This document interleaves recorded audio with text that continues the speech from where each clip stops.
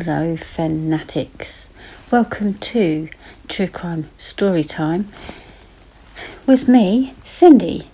Today I'm working on Princess Mononoke from Diamond Art Club, and I wondered if I could link in a true crime case somehow with this painting. And I did come across a case. Well, two in fact. And I'm going to talk about both of them today. This is the true crime story of Princess Do. Hence Princess Mononoke and Princess Do. Very, very sad two cases I'm going to cover today. Very, very tragic, very, very sad. But let's dive into the case. Princess Do is the name given to an unidentified American homicide victim found in Cedar Ridge Cemetery in Blairstown in New Jersey on July the 15th in 1982. The victim was a young white female between the ages of 15 and 20, although she has also been stated to be as young as 14. Her face had been bludgeoned beyond recognition. The approximate height of the victim was 5 feet 2 inches, 157 centimetres, and her weight was 110 pounds, 50 kilograms. She was the first unidentified descendant to be entered into the National Crime Information Centre. Sadly, Princess Do remains unidentified. No arrests have been made in the case, although a married couple have claimed responsibility for Princess Do's death. As of 2017, the Warren County Prosecutor's Office is investigating the case and still considers it active. The body was buried in the Cedar Ridge Cemetery, not far from where she was discovered in January 1983. The remains of Princess Do were exhumed in 1999 so that samples could be collected for DNA testing, which was extracted from her femur in Baltimore, Maryland. The body was reburied in the same grave. On the morning of July 15th, 1982, gravedigger George Keyes discovered the body of Princess Do in the rear of Cedar Ridge Cemetery in New Jersey. The body was found laying on its back just over a steep bank that leads to a creek below. The victim's face had been beaten beyond recognition with a yet to be determined object. The body was clad in a red short-sleeved shirt and a peasant-style skirt was found laying on top of the victim's legs. No undergarments were found. Despite this, no conclusive evidence of sexual assault was found, but this was difficult to determine because of the exposure of the body. A golden cross necklace was found tangled in her hair. 2 earrings were found in her left ear. Red nail polish was found on the right hand only, and she had no known surgical scars, distinct birthmarks or tattoos. Scars or marks on the head or face area would not be known due to the condition of her body. The two front teeth were slightly darker than the other teeth. The victim's appendix and tonsils were intact. Forensic anthropologists determined that the victim was not pregnant and had never given birth, and was most likely between the ages of 14 and 18 at the time of death. Toxicology did not reveal any traces of drugs, but was not entirely conclusive because of the time lapse between the death and the discovery of the body. It was believed that the body was discovered after 2 to 3 days or possibly weeks of exposure. This was difficult to determine because of the hot and humid weather in the area at the time. An examination indicated that the girl had attempted to fight back or defend from her attacker, as trauma to her hands and arms was observed. During their investigation, Princess Doe was thought to be Diane Janice Dye, a missing teenager from San Jose in California who vanished on July the 30th in 1979. This theory was propagated by several law enforcement officials in the state of New Jersey, who went as far as to hold a press conference identifying Diane Dye as Princess Doe. However, Lieutenant Eric Kranz, the Princess Doe case original lead investigator, maintained that Diane Dye was not a viable candidate for Princess Doe's identity. Eric Kranz's feelings were shared by Diane's family and investigators in California, who were particularly incensed by the conduct of New Jersey law enforcement. In 2003, Princess Doe's DNA was compared with DNA from Diane's mother, Patricia, and it was conclusively determined that Princess Doe was not Diane Dye. So I just want to go over Diane's case because obviously her name's come up and it got me curious as to what happened with Diane. And in 1979 she was a 13-year-old girl, and she lived with her mother Patricia and her brother Dean in San Jose, California. Her parents were going through a divorce, which made her deeply upset, according to one of her friends. Her friend is quoted saying, "Her father lived at another location from her and she didn't get to see him often. She was also upset because her mother worked long hours at a winery and she wasn't home very much." End quote. Other than the divorce, Diane was a happy and excited girl who loved sports. She was always playful, joyful, and just filled with life. She made me happy whenever I was around her, was what her best friend had said. They became friends when he was around 12 years old through Diane's brother Dean. I don't know how to pronounce his name.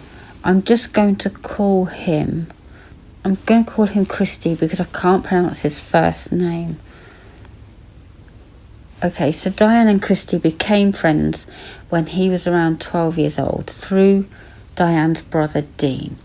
And because Christy had his own issues at home, he was, quote, practically living with Diane's family. Diane became like a sister to me. I adored her.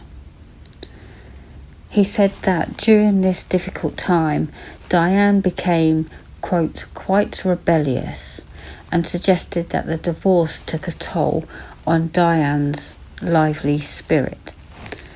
She began smoking and dabbling in marijuana. At first she enjoyed the freedom. We had to just listen to music and party, skip school, and then she became quite withdrawn. On the evening of July the 30th in 1979, he said that he found Diane on her doorstep. Quote, "I was the only one home until I heard her crying outside. When I went to console her, she told me of her plans to run away. I spent over an hour trying to talk her out of it and thought I had convinced her," he explained. Diane asked Christy to leave her alone, so he left. That was the last time he saw Diane. 3 days later, Christy tried calling Diane to come over, but said no one picked up the phone at the house, so he went over to see if anyone was around, and when he got there, he found the front door locked, which he said was unusual for the family. "I knocked and Patricia, her mum, answered the door and she seemed upset. She asked me, 'Do you know where Diane is?' I told her no, I had no idea." According to him, Diane's brother Dean had not seen Diane since the same day that he found her crying on the doorstep. Dean declined to be interviewed for this Dateline programme due to health complications.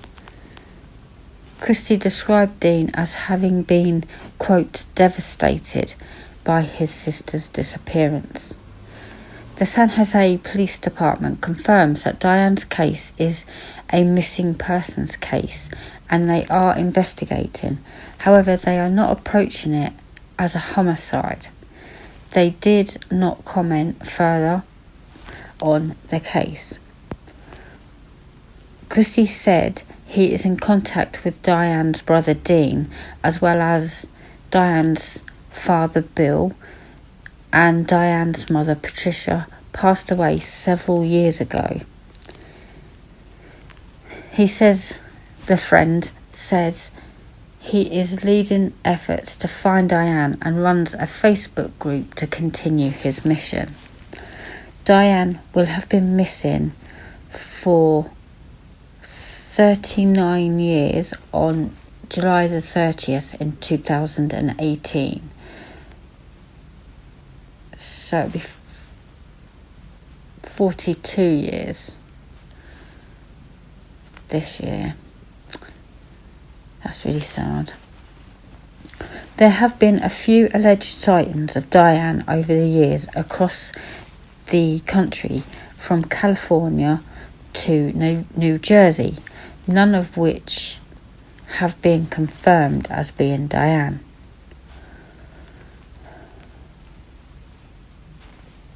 The best friend said, quote, "I miss her every single day of my life. Her disappearance tore my soul apart. None of us have ever got over it." End quote. He says if Diane is still out there, he hopes to at least hear from her to know that she's safe. Diane would be 56 years old today. I'm going to come back to that because I want to carry on with both Princess Do's story. As we left it, I had said about a married couple kind of confessed to her murder, Princess Do's murder. In 1999, the evidence came to light that Arthur and Donna Kinlaw were responsible for Princess Do's murder. Donna was arrested in California for attempting to commit welfare fraud by using the name Elena, which was traced to a Long Island native. When the police questioned her, she gave them details about the murder of, quote, Linda, end quote, and her testimony put the Kinlaws behind bars. Donna gave details about 2 murders Arthur had committed of 2 other females who remain unidentified today. After Arthur was faced with a death sentence, Donna told authorities that Arthur had killed another woman, a sex worker, earlier in 1982. She told police that she was with Arthur in the cemetery and witnessed him commit the murder. Another report states that Donna Kinlaw said that in July 1982, her husband brought home a teenage girl, left home and returned home without her. He later apparently disposed of his clothing and cleaned his vehicle. Afterwards, he threatened his wife, claiming that if she did not attend her job, he would, quote, take her life, end quote, as he did to the girl he brought home. However, a lack of corroboration meant that Arthur Kinlaw was not charged. Lieutenant Stephen Spears, who worked on the case, was a member of the Warren County Prosecutor's Office, from which he is now retired, stated that Kinlaw, quote, claimed responsibility for her death, but I have no physical evidence to confirm that, and without the identity of Princess Doe, I have no way of connecting the dots, so to speak, putting her in a place where he could have been or would have been at the same time, end quote. Spears also reported that he doubted the confession because the Kinlaws could not provide a name for Princess Doe, even though they claimed to have been with her for a period of time. Despite the fact that he questions the credibility of their statements, Spears does believe the victim was native to Long Island, New York. However, Donna Kinlaw was interviewed by a forensic artist who created a sketch of the girl she claimed to have met, which does resemble the most recent composite. Arthur Kinlaw remains incarcerated for 2 counts of second-degree murder. Apart from the Kinlaws, several other suspects have been reconsidered to be involved in their case. One theory was submitted that Princess Doe may have been a runaway and could have been an individual using a false name while employed at a hotel in Ocean City, Maryland. 6 people have recently come forward with suspected identities of Princess Doe. In 2012, a sample of her hair and tooth were examined through isotope analysis and indicated that the victim was most likely born in the United States. The sample of her hair indicated that she had lived at least 7 to 10 months in the Midwestern or Northeastern United States. The tooth sample indicated she could possibly be from Arizona. It's also believed that the girl had spent a long period of time in Long Island in New York. After seeing images of the girl's clothing in a newspaper, a woman reported to officials that she remembered seeing a girl wearing the same clothing as Princess Doe on the 13th of July 1982, just 2 days before her body was found. The woman claimed that she was shopping with her daughter at a store across from the cemetery and observed the victim's unique clothing. The shirt and skirt themselves were traced to a manufacturer in the Midwestern United States, although the brand labels were missing. 3 people reported after viewing photos that they bought similar clothes at a Long Island store, which is now closed. It is unknown if the store was specifically located in Long Island or possibly in other locations. The 2012 composite of the victim also generated new tips, as it resembled several missing girls from the country.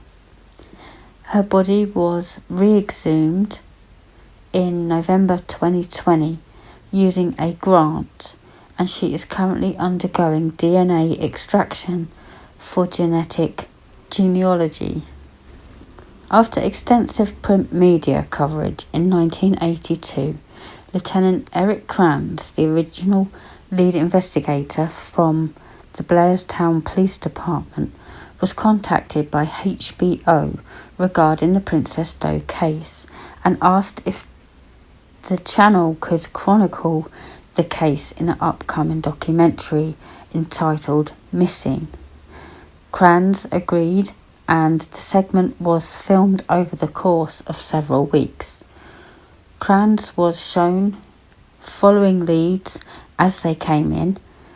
The documentary was notable for containing actual footage of the recovery of her Princess Doe's body, along with footage shot by HBO of Princess Doe's 1983 funeral. Lieutenant Kranz, now retired, coined the name Princess Doe early in the investigation and also managed to get the case covered extensively in the media. The case was used as the impetus for recording unidentified crime victims in the NCIC database at the national level. Princess Doe became the first such case entered by the FBI director.